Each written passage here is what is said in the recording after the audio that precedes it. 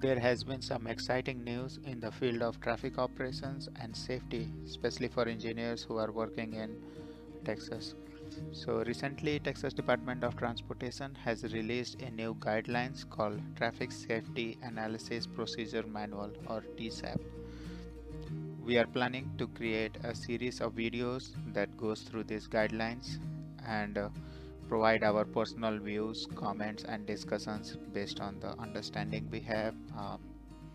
Just to mention that this is a new guideline and currently it is in a draft version, so our understanding will improve and we will know more as we use it in the future. So we want to create a series of video based on our understanding by courtesy reading of this manual and a workshop that was conducted by our Texas Department of Transportation. This manual is a great change over what has been traditionally done in the field of traffic operations in Texas. So we welcome this manual, and traditionally there are a lot of manuals that has been put out by other state DOTs, and we felt that now with this manual, Texas Department of Transportation work for projects will be up to the national and other up to the mark of national and other guidelines. In past, Texas did not have any specific manuals like this. We had the IIGR manual and design division manuals, and there were some SOPs, but those were those were those were very traditional, and this is a very comprehensive and much advanced manual than any of the previous manual that was out by Texas Department of Transportation. So we are very excited to have this manual, and we will cover what this manual entails based on our understanding, provide some comments which are outside of this manual, so basically what we think of certain things, and also clarify some of the terms which may help young engineers who are not that much familiar with traffic operations to learn this manual and traffic operation in general much easily. This draft version of this manual is effective since January 20, 2023, and we are expecting the final published version by August or September of this year. From what we understand, all the projects for which the let year is more than 2024 will be required to follow this new manual by TxDOT. So first we have table of contents, and we will try to focus on some important aspect as at a personal level we feel are more important, and because this manual is like you can see here 356 pages and there are almost 300 pages in appendix. We will try to focus on the important aspect of this manual which are more frequently used than other part of manuals which are less frequently used in the practice. So before moving forward, the credit of this manual, we are just providing some reviews and discussions about our personal perspective and personal thoughts about the manual. However, the work is done by TxDOT and FSWA and consultant team Kim Lee Han. So we have a lot of folks involved in developing this manual, and their names are here on the page 22 of the manual. So kind of want to give the credit for the great work they have done, and we feel that this is a great manual that will change significantly the way we have traditionally done traffic operations. So we have been following the similar kind of guidance from the national level and other DOTs. However, the guidance has not been consistent. So some projects we use this guidance which are there in the manual. For some guidance traditionally we have used something else depending on project time and project budget. So having a formal manual by Texas Department of Transportation is a great leap forward in standardizing all the analysis we do and bringing them up to the highest standard that is currently there. So chapter 0 of the manual goes through the purpose and fundamentals, which we will skip, and we will try to focus on the important aspect of the manuals. And then there is these are deliverables. Traditionally we have there is this new deliverable, which is scoping form, which we did not had in past, and is a great improvement to have the scoping form, where we try to finalize what are the expected scope of work and what tools we are trying to use. So scoping form is one change. Traditionally we do write the tech memo, but now it's kind of more recommended, and then the final memo and interim memos. This part of manual goes through the intended use and limitations. The manual is not a stand-alone manual. There are other manuals that will still be applied, and the main ones are highway capacity manual and highway safety manual, and then FSWA toolboxes. There are several of them, and MOTCD, which is required on sign and seal projects. And this another important thing that is mentioned here is the software recommended are based on the industry practice and are subject to change. So between CoreSim and VSIM, they are not saying just use VSIM, they are saying there is a micro simulation need, and traditionally a lot of us use VSIM, but it does not say okay, go ahead and use this particular software. If there are other alternatives software, then we can use the other softwares. So chapter 1 that has been a major improvement is the project scoping. So the first chapter in TSAP manual is the project scoping. Let's look through the project scoping part of the manual.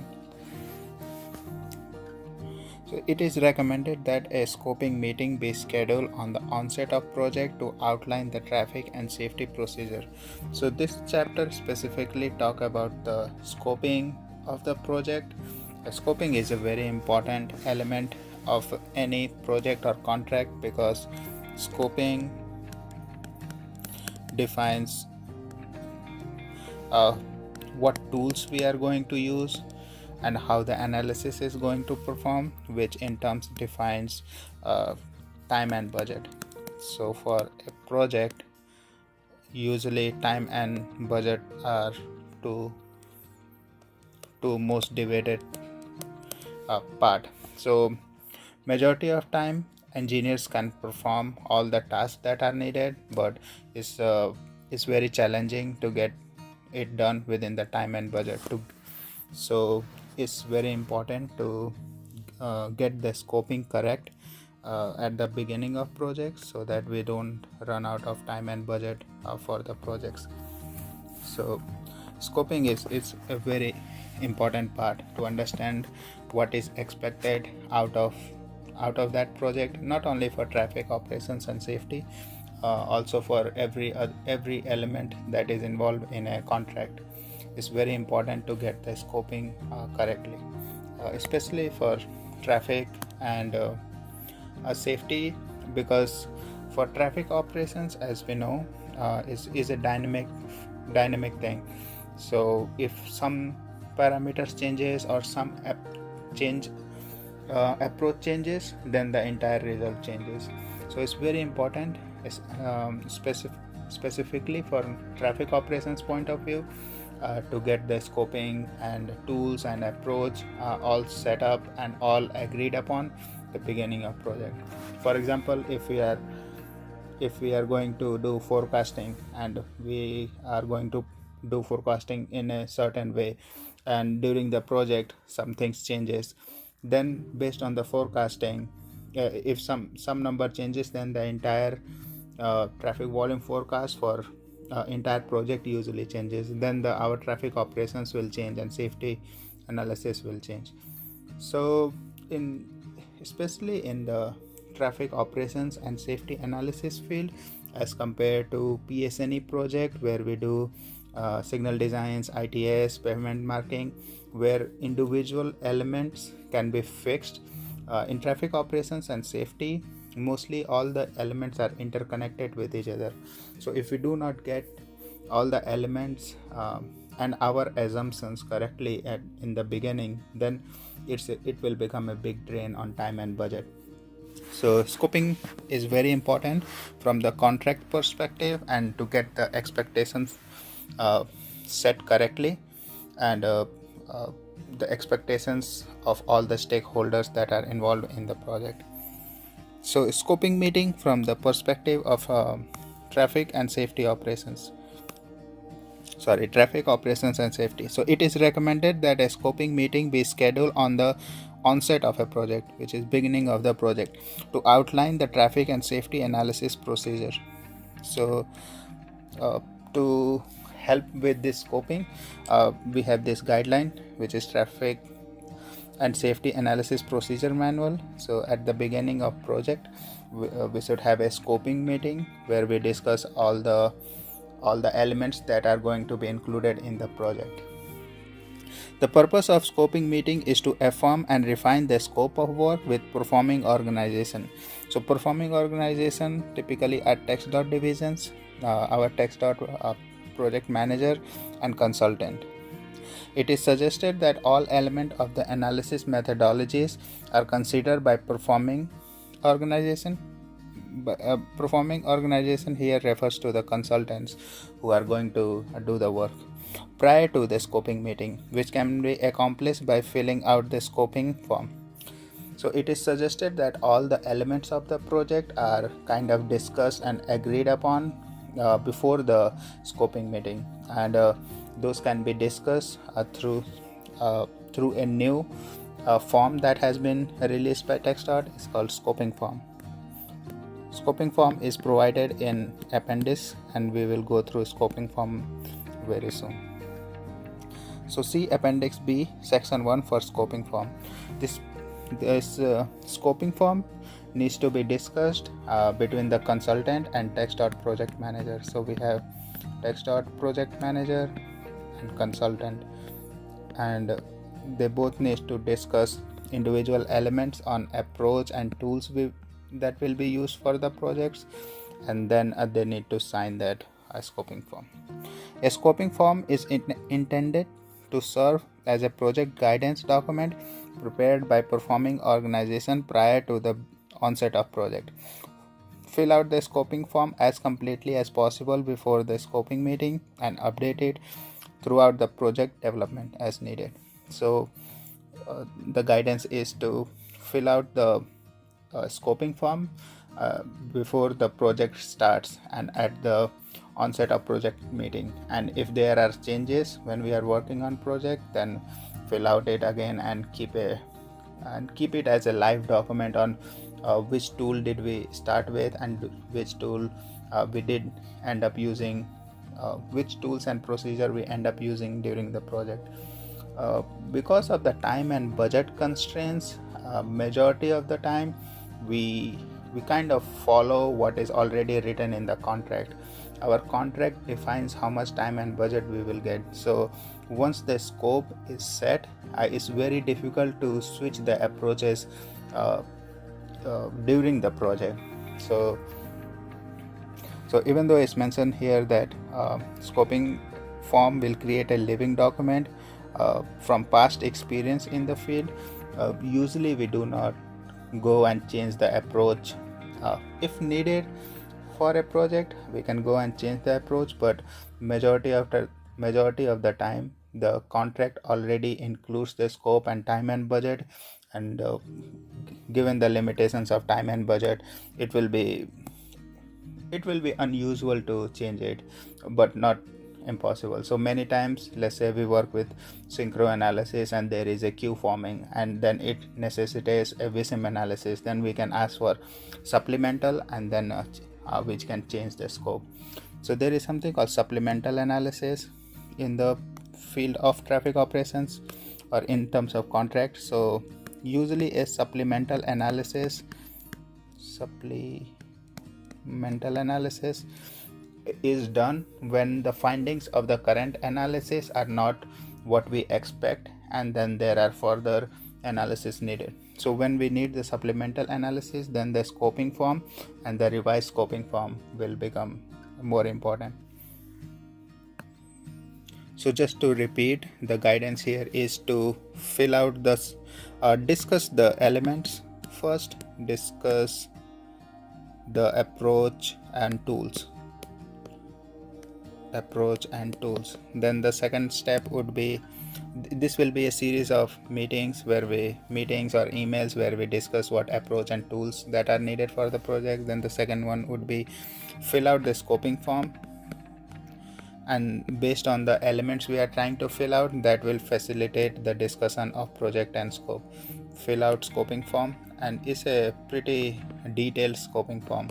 So while we are filling out the scoping form, we can fine-tune the details. And after we are done with the scoping form, the third step would be to have a scoping meeting where we finalize what has been discussed and get an agreement on the scoping form. So all the meeting and discussions comes before the scoping meeting. Once we are done with discussion, then filling out the scoping form and the scoping meeting. During the scoping meeting, discuss the project information methodology for a sample scoping meeting agenda. Table on the next page, there is a table which provides the sample scoping meeting agenda which we can follow to discuss the different elements of the project.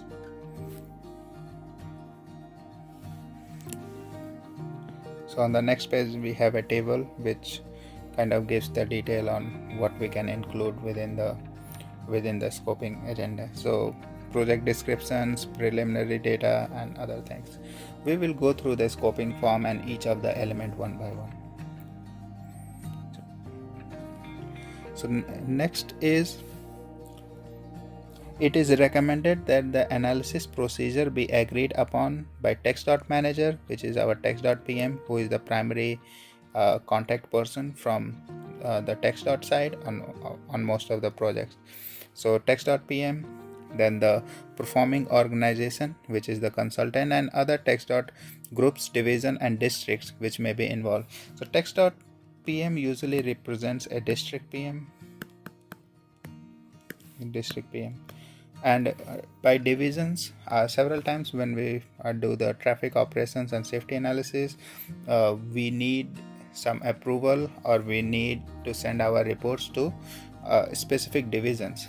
For example, for forecasting, we typically need approval from TxDOT TPP division. So for forecasting, we typically work with TxDOT TPP division, which is transportation planning and programming. Then for operations, operations and safety, there is a TxDOT safety division.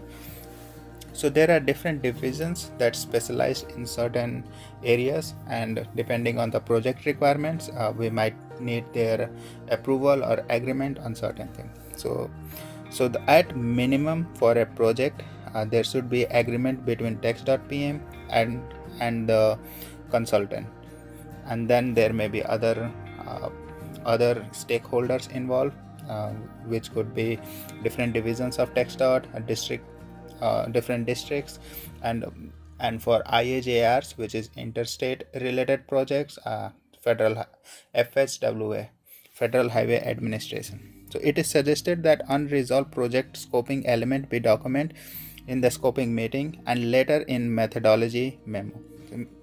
So it is recommended that if we fill out the scoping form, if we are missing some elements, or if we have agreed upon the elements, then we document it within the methodology technical memo.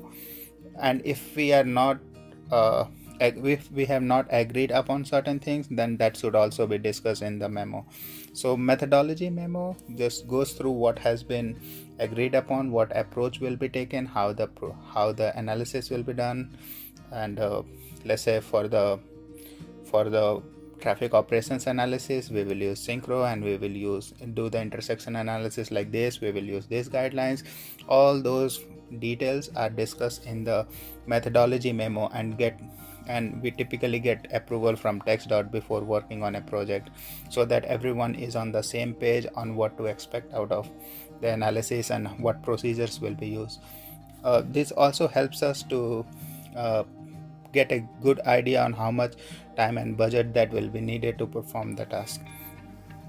Again, for a project, is time and budget are very big considerations, so it's very important to get the methodology, approach, and tools which we are going to use correct.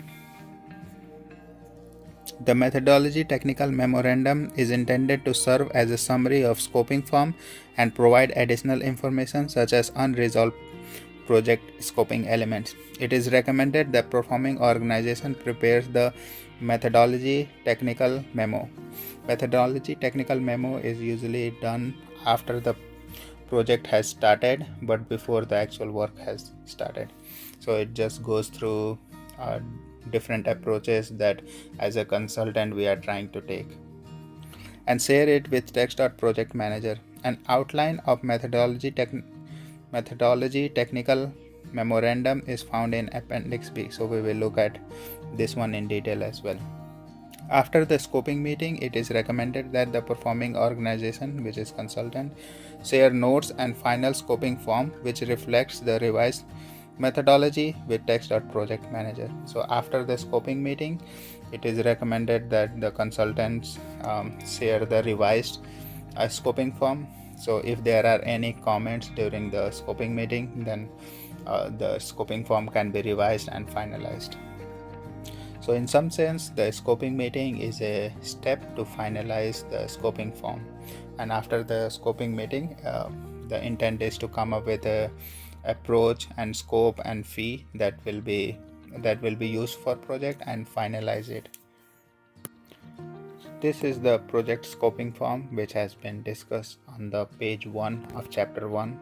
This is present in the appendix. Let's look at all the elements of the scoping form. So the first one is project manager's name and contact information. Then the second one is project lead or manager from the consultant side. So usually is the consultant PM, and different stakeholders.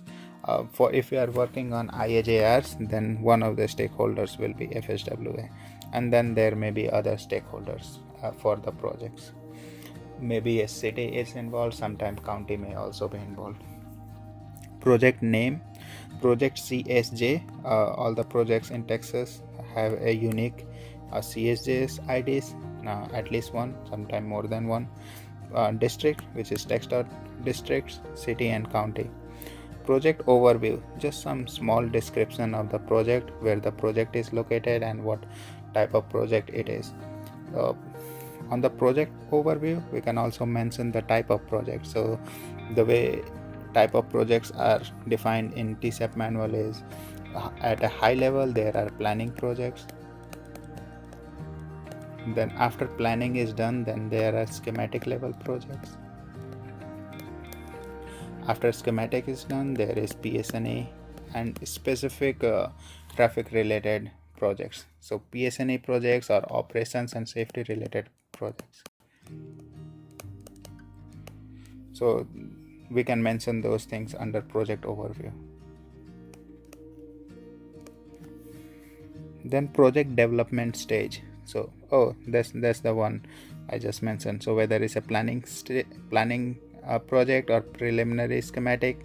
In the preliminary schematic, we do 30% schematic, 60% schematic, 90% and 100%. So in this schematic, there is 30% schematic, 60% schematic, 90% schematic, and then 100% schematic.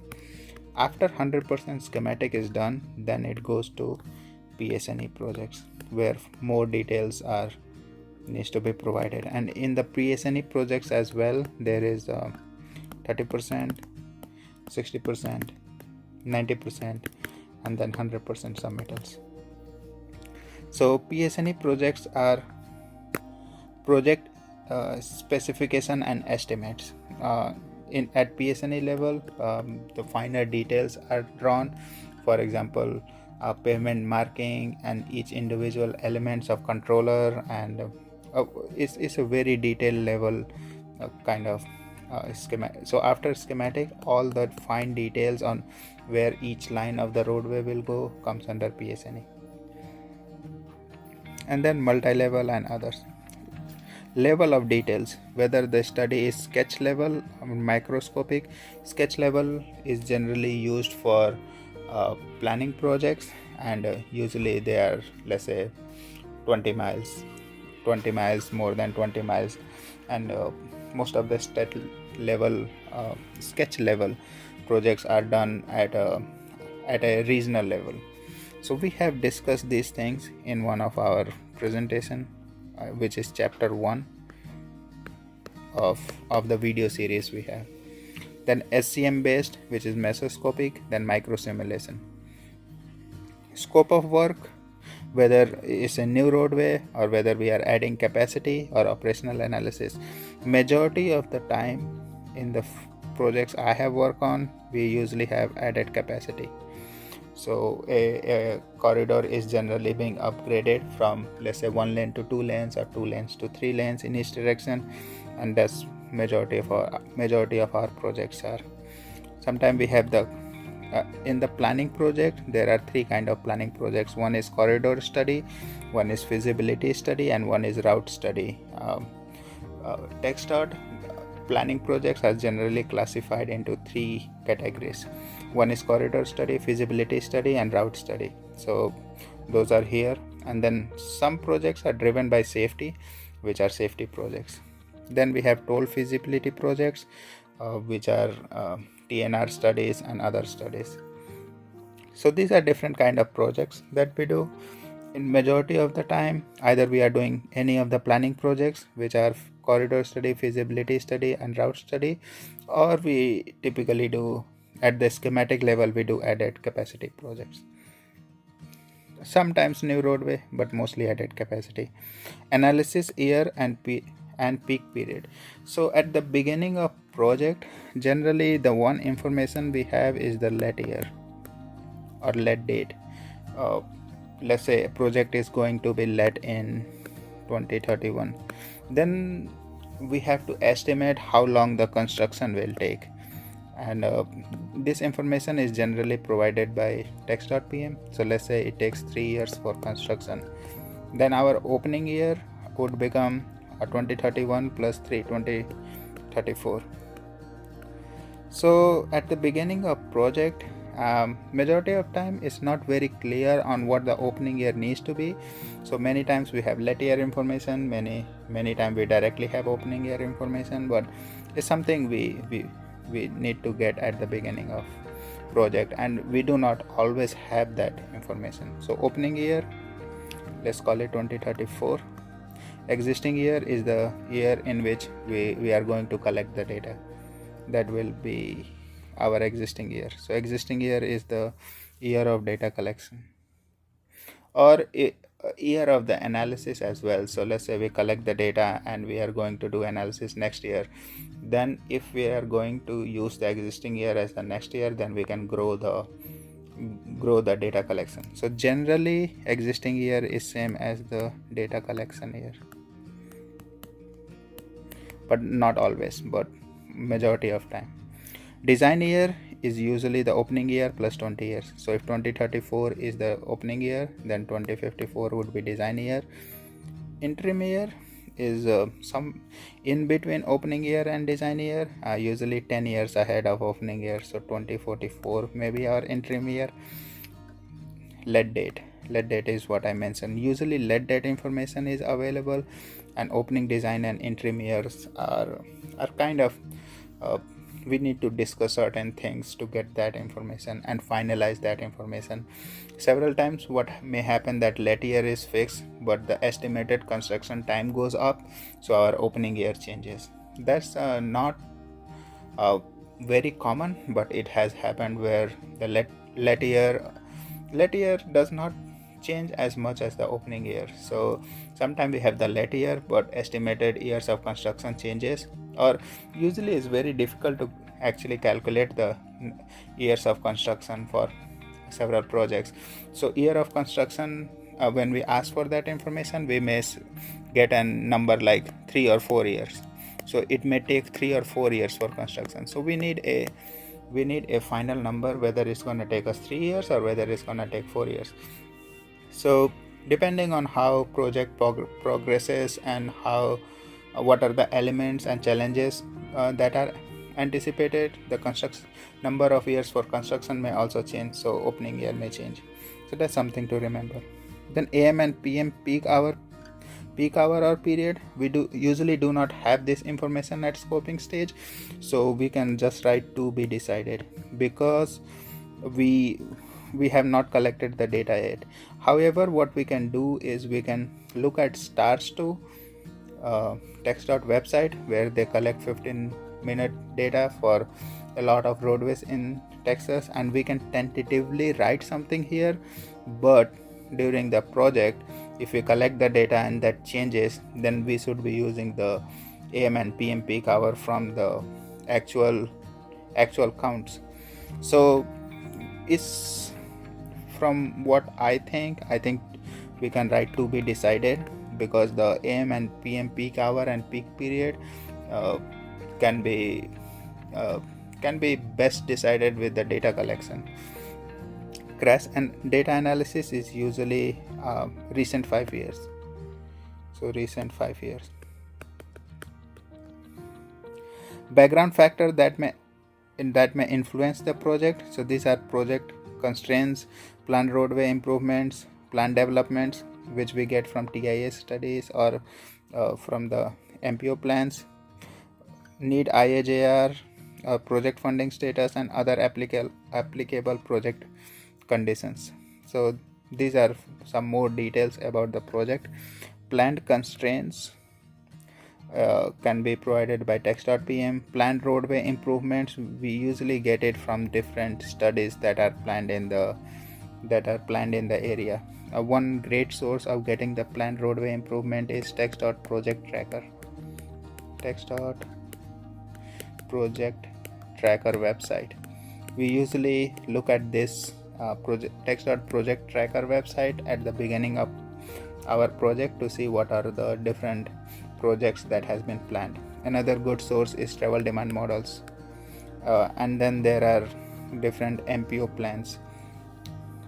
Planned developments, one good source is the travel demand models and traffic impact analysis studies, which we request from the TxDOT. So let me write.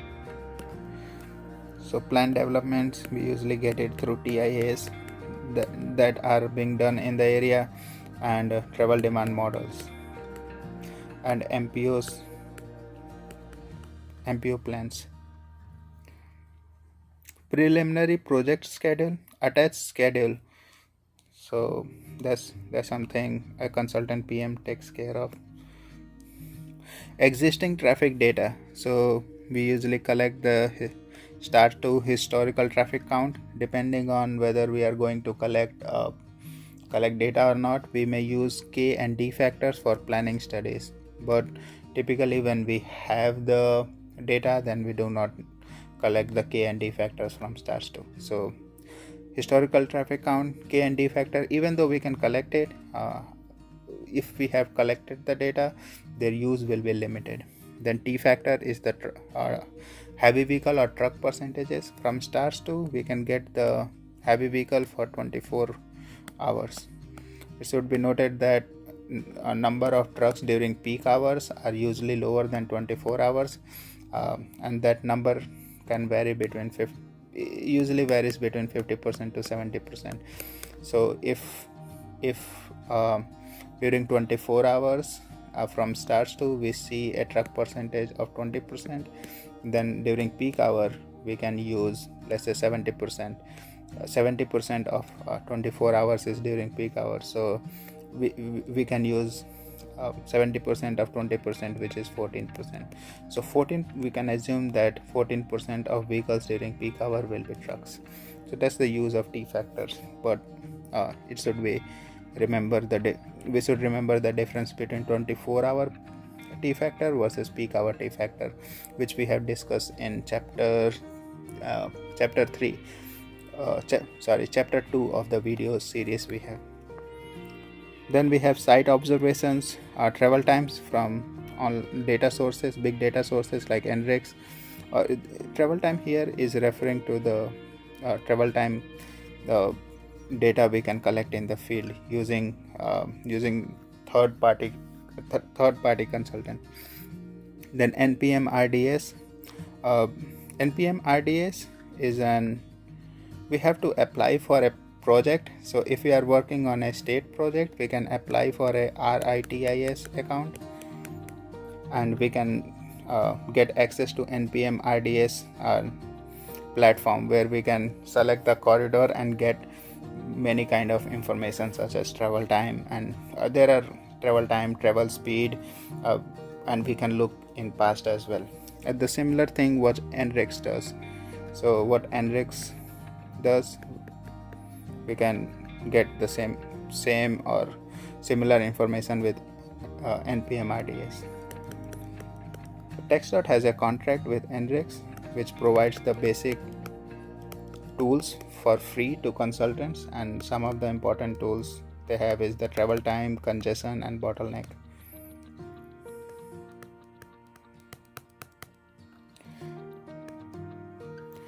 Okay, so field data collection, we typically collect the turning movement count, we collect the segment count. Segment count are main lane and ramps if you're working on the freeway, and if you're working on arterial and multi-lane highway, then those are segments counts. Classification counts. Travel time, we sometime, if you are working on congested area, we sometime collect the travel time data. Let's say 60% of project we do collect the travel time data, but 40% of time we either assume is free flow or we get it from NREX. Then speed, big data sources, and HOV data. So these are some data we collect for most of the projects. So turning moment count, segment counts are kind of what we collect for almost all projects. And then classification counts we collect for 95% of projects, and then travel time data for around 60% of projects. Then alternative to consider, list all the alternatives that are considered as a part of project. Many times the alternatives are developed, many times they are not. So if we have the alternatives set, then we can list them here. Traffic analysis software tools. So CAPEX is kind of used in pretty much all projects. HCS, highway capacity software, is a software that implements highway capacity manual approach and methodology with full faith, and is developed by MacTrans from University of Florida. Is one of the best softwares, and is a great software which implements highway capacity manual guidelines. Synchro, which is primarily used for intersection analysis. CEDRA for roundabout analysis. Visum is what travel demand modeling can be done in. So it's a mesoscopic or little bit higher than mesoscopic software. We can even call it macroscopic software. So Visum can be used to travel demand modeling, which is traditionally done in either Transcad or Cube, which we have discussed in chapter 3 in great detail. Vissim is micro simulation modeling tool. Both of these products are by PTV. Vistro is mesoscopic tool, which is primarily used for signal optimization and is also by PTV. Cube, or also called Cube Voyager, is a travel demand modeling software, and in Texas, Houston travel demand model and Dallas travel demand model, I believe, are in Q. Transcad is another travel demand model which is used a lot. So out of except from Houston and Dallas, I think majority of the travel demand models are built in Transcad, including Campo, which is Austin area a travel demand model, and statewide travel demand model SAM is also built in Transcad. Sim traffic is just an extension of synchro. So when we build the synchro, we can set some parameters and calibrate. And sim traffic is kind of micro simulation, but not as clean as vsim or core sim. So sim traffic is available within the synchro, but once we run the sim traffic, we need to recalibrate and change some parameters before using the results. Sim traffic is generally used to look at the simulation and find the issues rather than actually producing results, but several times it can be used to produce result with proper calibration and proper parameter settings. And core sim is similar to vsim by Mactrans, and is a micro simulation which was uh, used a lot in past, but now the use of core sim has been limited in past 5 years, I would say. Next we have a safety analysis software. So safety scoring tools which are developed by TxDOT, spice tools which are by FSWA, and I saw the spice tool on TxDOT website as well. Highway safety manual for rural multi-line spreadsheet, HSM for urban or suburban analysis, HSM for rural two-lane. So these are spreadsheets developed by I believe ASTO or FSWA. These are spreadsheets to perform the predictive analysis. Then ISAT-E is used for freeway predictive analysis and is heavily used. HSS is also used for predictive analysis, but its use has been limited in recent years. So HSS, we generally use it to justify design deviations. If we are looking for designs and design is deviating and certain elements we need to predict the impact of certain elements of the design and its deviation, then we typically use HSS for it. Then IHSTM is probably the most widely or going to be the most widely used for the predictive analysis. It's developed by FSWA or ASTO. It's freely available software developed by, I believe, FSWA. In one of the videos we will look through the IHSDM, how to use it and what does it do very soon. So we have looked at predictive analysis in one of the videos, and then we will very soon look at how IHSDM works. There are several free online training available, and also some paid training available by NHI, National Highway Institute. In micro simulation, then we need to select what characteristics we are going to calibrate. So traffic volume, travel time, queue length, or others. So generally we calibrate to all three. Important location to calibrate. So list the critical location where VC ratios is greater than 1, weaving, bottleneck. These are the critical bottleneck locations. So in the calibration videos, we will see what's the importance of bottleneck calibration versus other calibration. Other traffic analysis tool which we can consider here. The next one is initial MOEs. MOEs is measure of effectiveness. So what parameters are we going to use to measure the effectiveness of different scenarios? So measure of effectiveness are the parameters or output of analysis which we will use to figure out how good or bad the alternative is. So traffic MOEs are VC ratios. We generally get it from travel demand model, or if our system has saturated. Travel time from micro simulation models, speeds from micro simulation, SCS, and many other things. Delays from synchro or micro simulation models. Level of surveys from mesoscopic or micro simulation models. Queue length at intersection we can get from synchro, vsim.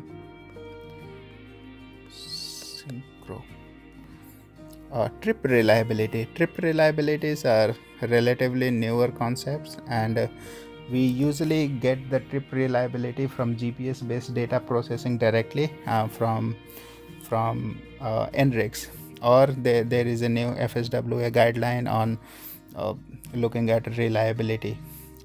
Another important software that does the reliability is FreeWall for freeway reliability analysis.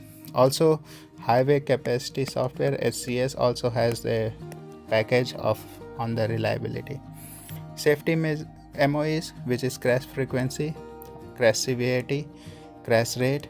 Safety scores is a relatively new thing. I haven't seen it being used as much as it should, so we'll see how the safety score plays a bigger role, or how it plays out in the future. So safety score is scoring our intersections, scoring segments with score based on certain elements that does the predictive analysis and tells us how safe that intersection is. So this safety score can be done using safety scoring tools developed by TxDOT.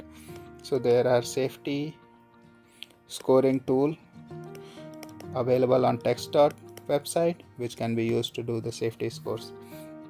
Traffic forecasting methodology. Traditionally, we only do one of these options. The most common one is option B, followed by option C, and then followed by option A. So in option B, the consultants are responsible for development of forecast, and TxDOT TPP divisions approves it. TxDOT TPP division approves it. In option C, the consultant develops the forecast, and instead of TxDOT TPP division approving it, the TxDOT PM approves it, or the TxDOT division.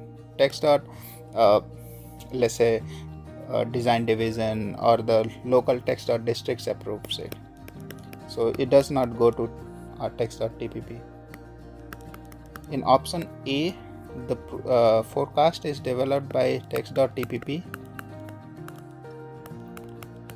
and we don't need any approval. So the forecasting is done, and the final numbers are kind of developed by TxDOT TPP, and consultants simply use those numbers. Specific methodology. Are we using traffic forecast projection from nearby projects, or are we using travel demand models, which we have covered in chapter 3? Please look at that series of videos if you are interested in learning travel demand models. Traffic projections from historical growth rate, we have also covered in a video series of chapter 3. Next, notes on assumptions, calibration criteria, and other assumptions. So under these sections, we can discuss all the details for which we have information or assumptions we are making. For example, one of the guidelines from TSAP manual is to collect 14 days of data for IAJR. 14 days of data for IAJR for mainline and ramps, or 7 days for other projects. However, if we with agreement from TxDOT and other stakeholders, if we decide to deviate from the guidelines, then we can write those assumptions so that it's clearly written and everyone is aware of all the assumptions we are making.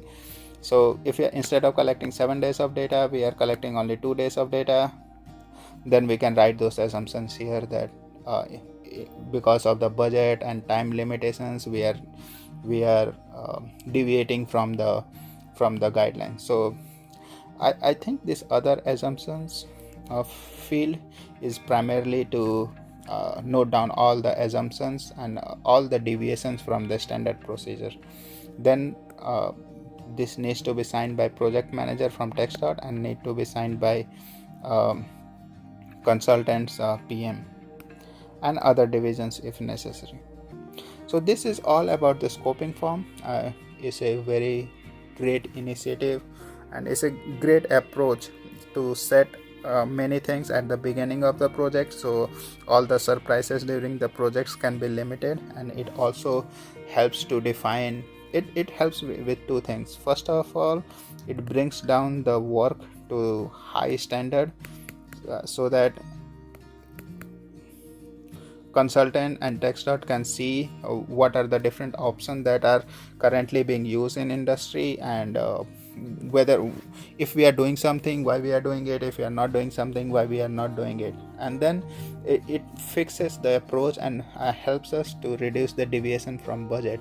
So it also helps with figuring out how much time and budget is needed and get an agreement on those. So again, time and budget are two very important and kind of most crucial thing in the contract, because we can do whatever is needed in traffic operations given enough time and budget, but usually the time and budgets are limited. So we need to be very careful on the what is in the scope, and the time and budgets are decided based on what is expected out of us. So it's very important to get the expectations set the beginning of project, and by filling up these forms, specifically the scoping form, which seems to be now required, it will be very helpful to set those expectations and avoid any surprises later on in terms of time and budget and what tools we are using. And it kind of also smooths out a lot of things during the project.